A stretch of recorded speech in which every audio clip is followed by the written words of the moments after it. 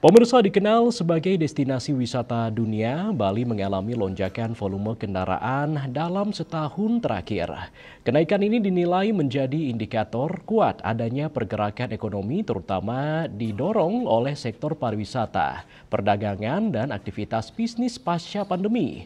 Namun fenomena ini juga memunculkan tantangan serius seperti kemacetan, polusi udara, dan tekanan pada infrastruktur jalan yang perlu segera diatasi.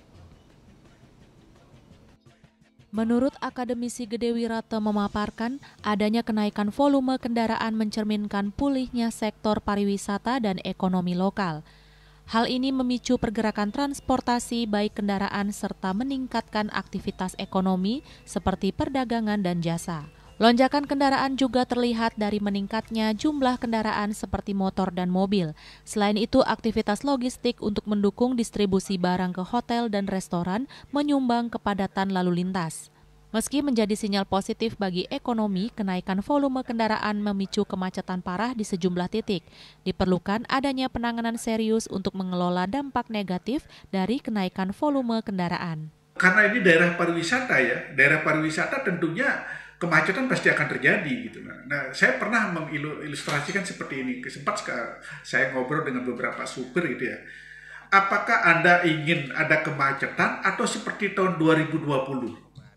Nah, jawaban supir apa? Lebih baik, atau termasuk juga masyarakat, lebih baik macet Pak. Yang penting perekonomian jalan gitu. Jadi karena pengalaman 2020 itu dijadikan sebuah pengalaman yang sangat berharga, jalan sepi tapi perekonomian tidak jalan, bahkan mati suri. Nah, dengan adanya kemacetan di sini, tentu di sini secara ekonomi di segala lini itu jalan gitu loh. Jadi tidak masalah, bagi saya tidak masalah. Macet itu menandakan bahwa perekonomian itu berjalan gitu loh.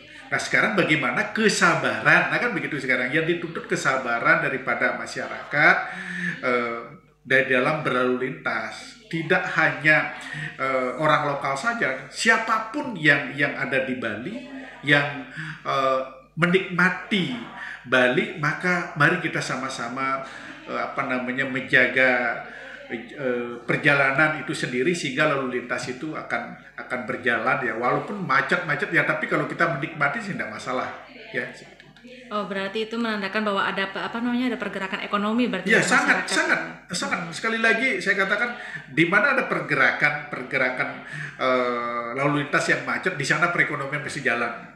Gitu. Jadi sekali lagi pengalaman 2020 itu dijadikan rujukan oleh beberapa masyarakat ya, termasuk supir di dalamnya, pedagang-pedagang kecil.